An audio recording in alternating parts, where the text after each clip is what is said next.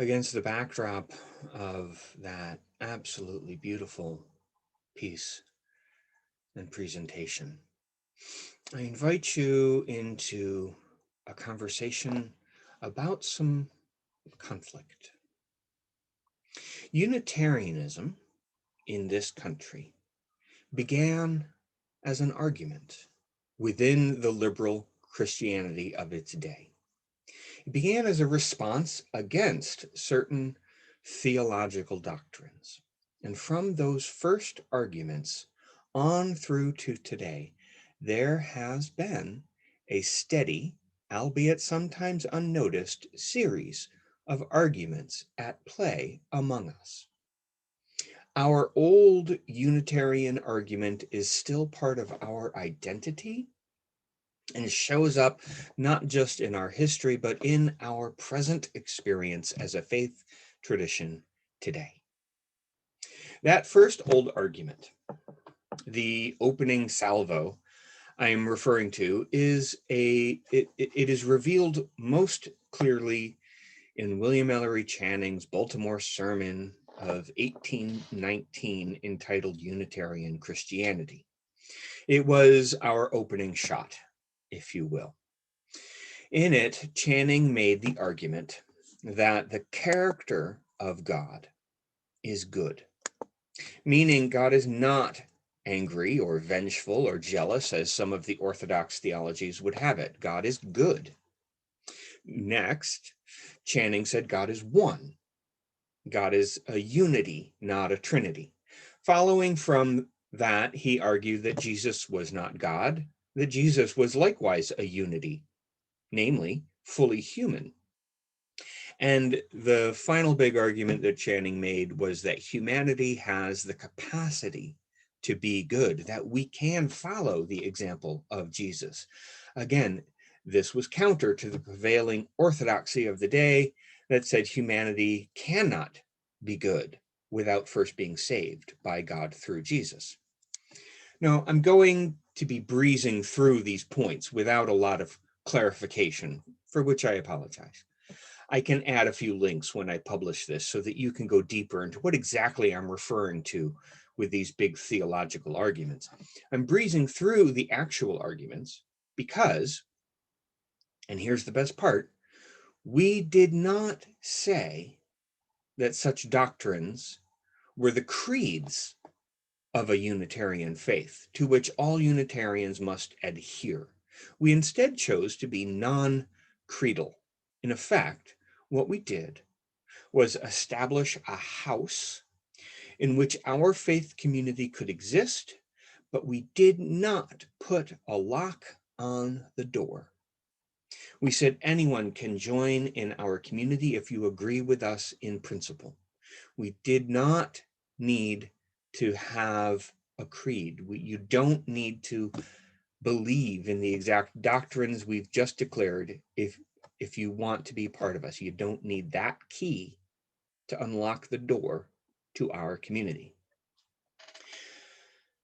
Interestingly, pretty soon after Channing's arguments were aired and Unitarian churches were established, there began to be a group of deists showing up.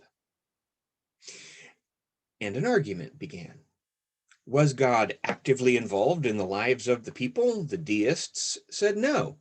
Channing and the other Unitarian Christians said yes. But rather than kicking the deists out, they all found a way to share the space. There was, after all, no creed saying that the deists could not be part of the Unitarians. So we expanded our circle and we kept going. Next, the Transcendentalists showed up. They found the door unlocked and they moved in, and an argument began. Is the Bible the only valid revelation of God? The Transcendentalists, like Emerson and Alcott, Thoreau, and Fuller, argued that it was not, while the deists and the original Unitarian Christians argued that it was. But rather than kicking the Transcendentalists out, the Unitarians instead recognized that there was no creedal lock on the door, and we expanded the circle and we kept going. This became our pattern. Throughout our history, we've had significant theological arguments against the culture and the theology around us and against cultures and theologies among us. Yet our history is about how we stayed together through these arguments rather than the more common religious historical pattern of splitting into factions and sects.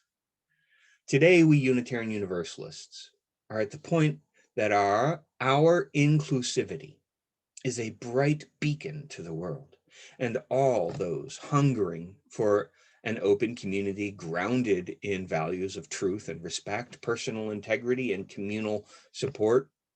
We are not grounded in a creed or a set belief as our center. As Rosemary Bray McNatt said in our reading this morning, whether you revere God, goddess, nature, the human spirit, or something holy that you have no name for, you are welcome to join any Unitarian Universalist community and to worship, study, work, and be in relationship with the people who are all on their own spiritual paths. But it is worth noting that we have not arrived at this stance of openness by chance, nor have we been in this exact spot all along. Ours is an evolving, dynamic faith history, and I suggest we are not done. My colleague, Reverend Craig Schwallenberg, shared this insight with me when we were talking about it yesterday. He said this pattern in our history of argument and expansion that was right there at the very beginnings has subsequently reappeared roughly every few generations. This pattern did not stop with the deists and the transcendentalists in the early and mid 1800s. Every few generations, a new group will show up among the Unitarians, find the door unlocked, and move in. Nice place you got here, they would say. But you don't fit in here, the response would come, and an argument would ensue. And every few generations, this argument would rage through our churches and congregations, our fellowships and societies and meeting houses. And for a time, people would draw lines in the sand. Churches would get into fights. Ministers would lose their jobs. Some people would get hurt. These conflicts were real. It was hard. But in the end, our history shows that we would eventually find our way to expand the circle and keep going. That first old argument was about the nature of God and of Jesus. It was also about what it means to be human. As the years have worn on and generations have come and gone, our arguments have continued. We've argued about the centrality of Christianity in our identity, about the relationship of science in our beliefs, about the importance of activism in our deeds. In the early 1900s, we had a good long argument about whether we even needed God in our theology at all. The humanists pressed the question. They showed up among the Unitarian communities, found the door unlocked, and moved in. And after some acrimony and struggle, we again expanded our circle and kept going. It was far more formal when the Unitarians and the Universalists merged in 1961, but in many ways the pattern holds true for the outcome. The Universalists declared that God was too good to damn humanity for eternity, and the Unitarians countered that humanity was too good to be damned. But we found our way to expand the circle and keep going. I have intentionally been talking just about the Unitarians in this fun romp through our history. The Universalists had different patterns echoing through the ages, but that's a sermon for another day. Today, I'm lifting out this pattern within American Unitarian history of argument and expansion, because today I want to notice that we are in the midst of that exact pattern right now. But I'm running ahead of myself a bit. Let me finish the survey, and then I'll jump off this last ledge with you. It matters because the really exciting argument that was next in our chronology is this. In the late 70s and early 80s, we had a big argument brought to us by the pagans and the supporters of feminist theologies. I call it exciting because something happened in the pattern that seems to have shifted. The argument brought to us by the pagans and the feminists suggested, among other things, that the earth itself is holy, that we are more interconnected and relational than independent and isolated, and that the perspective that is that our journey is more of a spiral dance than a climb onward and upward forever. Interestingly, this argument itself fits the pattern. At first, the pagans and the feminists showed up, found the door unlocked, and moved in. Nice place you got here, they said, but you don't fit in here. The response came, and an argument ensued. We eventually expanded the circle and kept going, but here's the part that is different. We eventually did that work, but in the past, whenever a new group or theological cohort would come into the fold and the circle expanded to include them, a strange thing would happen. The group that finally was received would turn around and shut the door. Then, when the next group would arrive, the most recent additions would tend to be the loudest complainers about the infiltration of the new troublemakers in our midst. When the transcendentalists showed up, it was the deists and the theists rallying against them.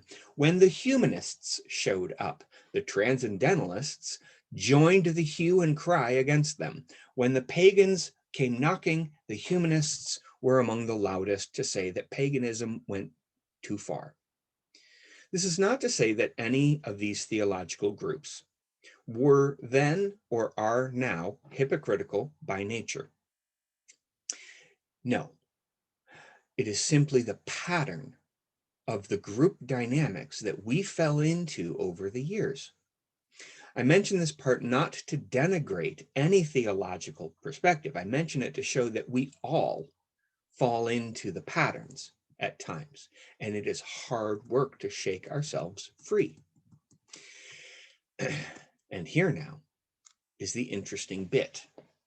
The earth-centered traditions, these pagans and the feminist theologies, they did not shut the door behind them once the circle was expanded and they were finally recognized among us as us.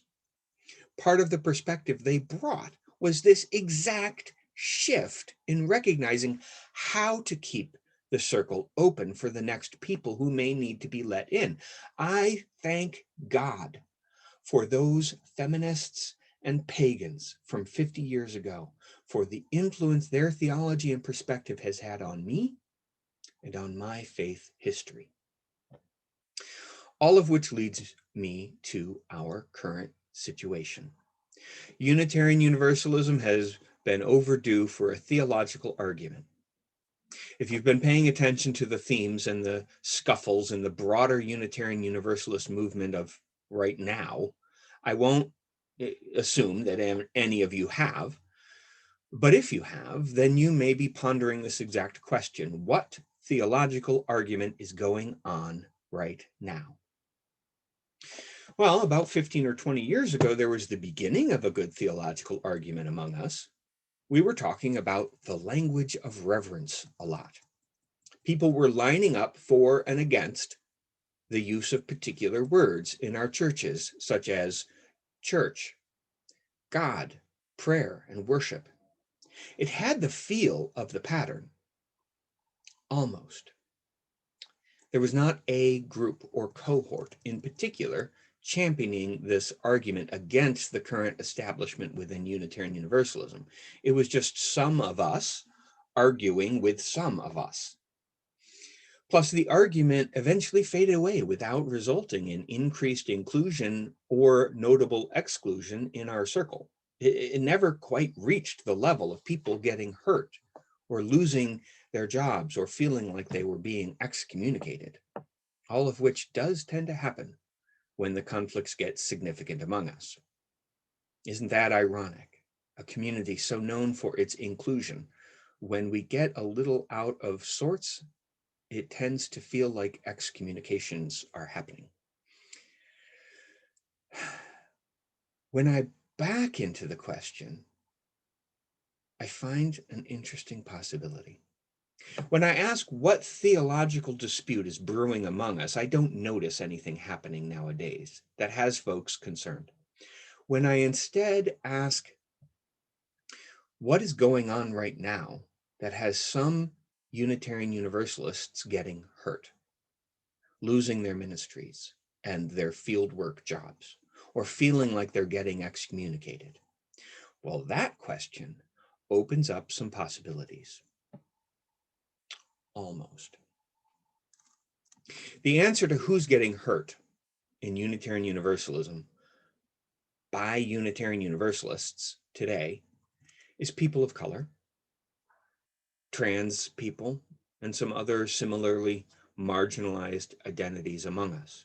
Today in Unitarian Universalism, there is a heated argument unfolding about how we do anti-racism and multicultural work, as well as about how welcoming or unwelcoming we are about transgender people, genderqueer folks, particularly leaders among us.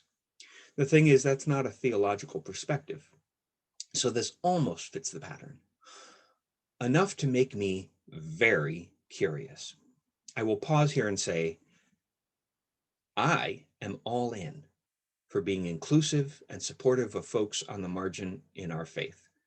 I say this not to virtue signal or to toe a party line, but to acknowledge that there are some things we ought not and cannot be neutral about.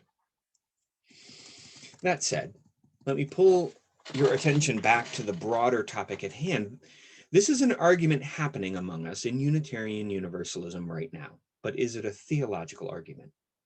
Might we be looking to another old unfolding of the doctrines around human nature? Who is worthy? Who is included? Who counts? Is this culture war around identity and racism rooted in some old ideas of human nature that we are being called upon to refute once more? Maybe I might just be fishing here. I don't actually know. And I wonder if the argument against our plurality and multiculturalism is a stand-in for the old argument about the saved and the unsaved, good people versus second-rate people. Thankfully, I can tell you how this argument will eventually turn out. One way or another, we will eventually find our way to the other side of this and discover our circle again expanded, and we will have grown as a faith tradition.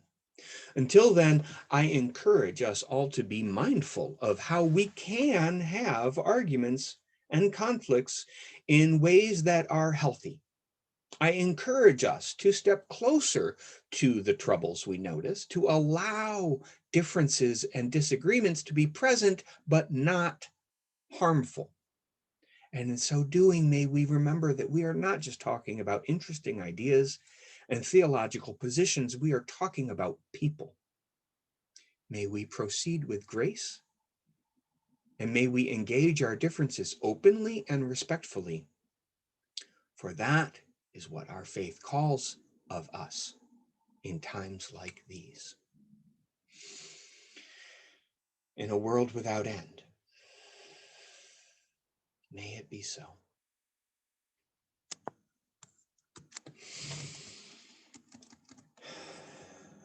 If you have a candle or a chalice, I invite you to extinguish it as we say our chalice extinguishing words. We extinguish this flame, but not the light of truth, the warmth of community, or the fire of commitment. These we carry in our hearts until we are together again. And I close with these words from Theodore Parker. Be ours a religion which, like sunshine, goes everywhere. Its temple, all space. Its shrine, the good heart. Its creed, all truth. Its ritual, works of love. Its profession of faith, divine living. Go in peace. Go with grace. Amen.